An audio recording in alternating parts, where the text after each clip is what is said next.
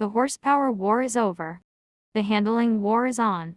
Cars like the Audi RS5 Coupe and Sportback with the Competition Plus package and Porsche's stunning new GT3 RS cars we've driven in just the past few weeks suggest a paradigm shift is coming in the performance car business. In an era when modern EV technology means pretty much anyone these days can build a 2,000 horsepower car that will launch so hard it'll shred your intestines on the way to an insanely low 0 to 60 time, developing internal combustion engines that pump out ever more power to deliver marginal improvements in acceleration times and top speed is increasingly a zero-sum game. But building a road car chassis with the hardware and software that allows enthusiastic and engaged drivers to be whole seconds faster around a racetrack than their rivals. That's a more complex skill set, which perhaps explains this emerging focus from brands keen to polish their performance credentials on chassis tuning that delivers driving precision and driver exhilaration in equal measure. The 2023 Lamborghini Urus Performante, which is scheduled to arrive in the US before the end of the year and will be priced from $260,676, is the newest harbinger of this trend. Performance is more than straight-line speed. The Urus Performance 4.0-liter twin-turbo V8 develops just 15 more horsepower than the regular Urus power plant, and the same torque. The fact that it's 0.3 of a second faster to 60 miles per hour and 1.3 seconds quicker to 124 miles per hour than the regular Urus has more to do with its slight reduction in weight, better traction, faster and smoother gear shifts, and improved aerodynamics. The whole point of the Urus Performante is not how much quicker it is than the regular Urus in a straight line, it's how much quicker it is through the corners. The mission was to make this the best driver's car in the segment, Lamborghini Chief Technical Officer Rauven Moore said. And that was about how the car involves the driver in the driving experience. That's why Lamborghini spent most of the Urus Performance engineering development budget on the chassis. The first step was to ditch the height-adjustable air suspension in the regular Urus in favor of steel springs and magnetorological shocks whose compression and rebound rates could be made softer or firmer depending on which drive mode was selected. Why? In air suspension you have rubber and compressed air, so you have non-linearities in the way the suspension behaves, Moore explained.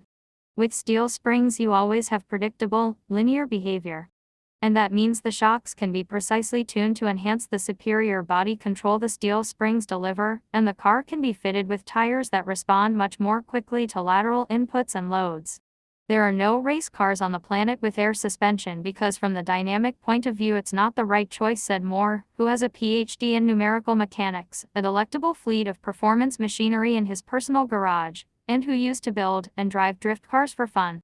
If you speak about the best interaction of the car with the driver from a sporty point of view, there is no way around steel suspension.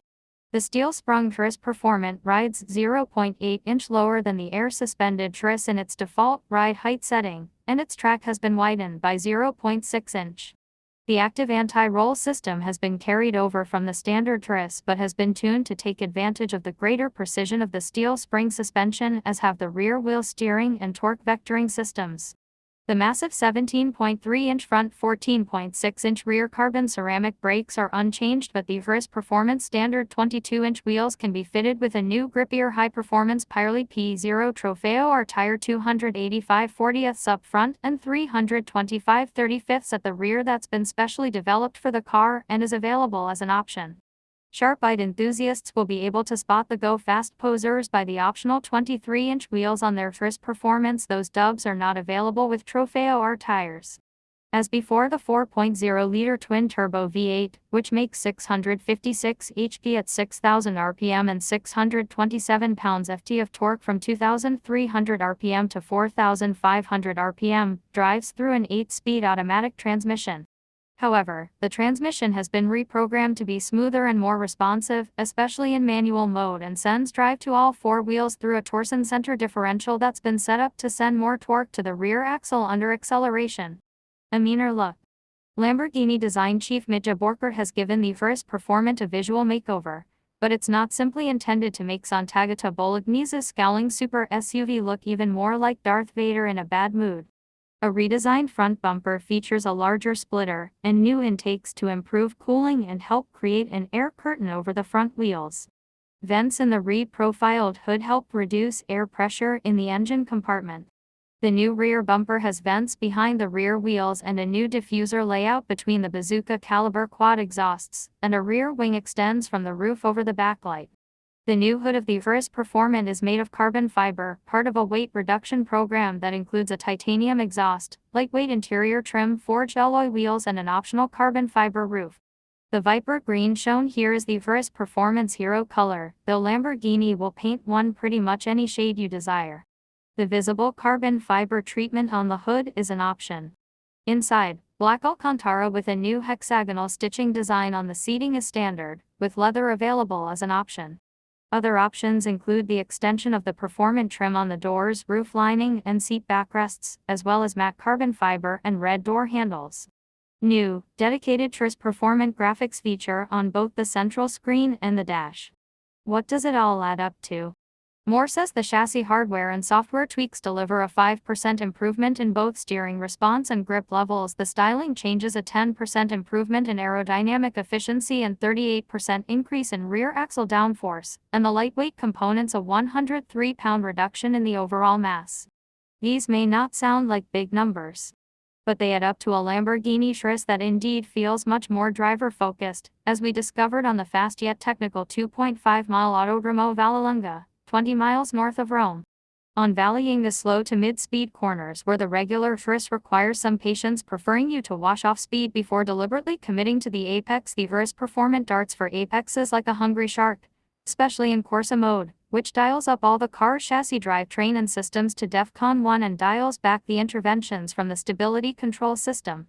Such is the rapid and concise turn-in response from the front end that it's hard to believe the Performante is built on the same engine forward, nose-heavy VW Group architecture that also underpins Bentley's Bentayga. Want to tighten your line? Lift off the gas and the big Lambo will obediently pivot, the tail's lateral acceleration easily caught with a touch of countersteer and throttle. Spotted your exit point? Punch the gas and feel the rear tires hook up and launch the car out of the corner. It might be big and tall and still weigh more than 4,700 pounds, but the Urus Performante feels almost as playful as an Impreza WRX through Valleyinga's twisties. Elsewhere at higher speeds, the big Lamborghini stays flat and sticks hard, even as it storms through the compression in the middle of the daunting, fifth-gear right-hander called Curve Grande. The absence of roll, dive, squat, or diagonal pitch is utterly remarkable. We didn't get the chance to drive the Urus Performante on the rough and tumble roads around Vallelunga, but even on the track it's clear that in Corsa mode the suspension feels very tight, too tight perhaps for regular road work. Tooling back to the pits with the car set in the regular Strata mode suggests that, as in the regular Urus, the long wheelbase and wide track will calm primary ride motions and the comfy, supportive seats will soak up most of the secondary ride jitters. New for the Urus Performante is Rally mode, which specifically sets up the chassis to enable the big Lambo to dance down a gravel road like a rally racer. Among other things, the damping and compression rates of the shocks are softened below those of the Strata setting to allow the Performante to move on its springs much more to help initiate cornering response and enhance traction on loose and rough surfaces.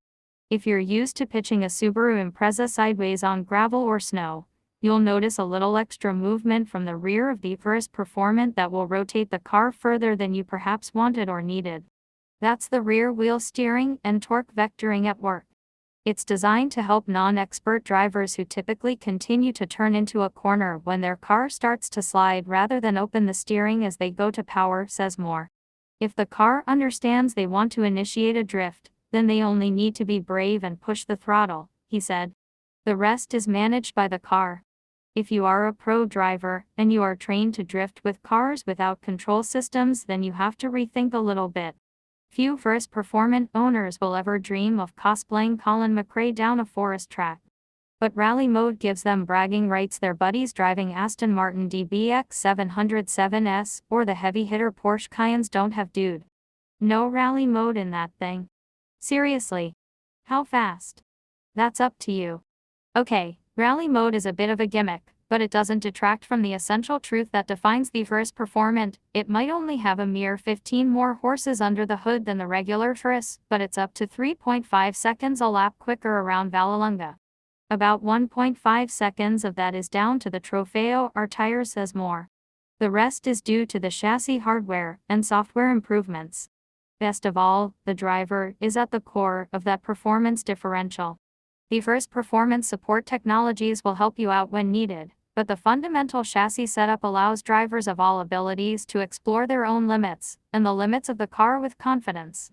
Sure, it'll take more effort to match a pro driver's time on a track than in a straight line, where these days equaling the factory 0 to 60 number requires little more than mashing the gas and holding on.